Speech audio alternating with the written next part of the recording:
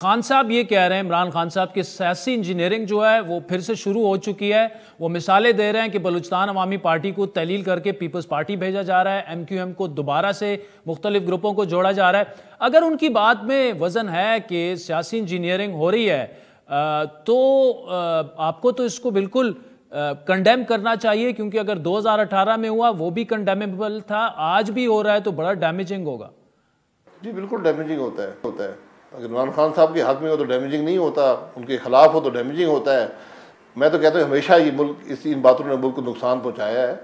और जिस तरह ये बलूचिस्तान हुकूमत बनी थी उसके हालात भी आपने देखे।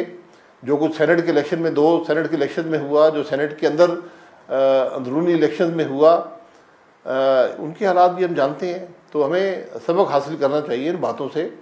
और अगर आज फिर पैसे चल रहे हैं और इस किस्म की बातें हो रही हैं, क्योंकि बाप पार्टी तो अभी भी हुकूमत के साथ है, वो हुकूमत से बाहर यानी वफाकी हुकूमत का हिस्सा है, तो उसमें पॉलिटिकल इंजीनियरिंग क्या होनी है ये खान साहब ही बताते हैं।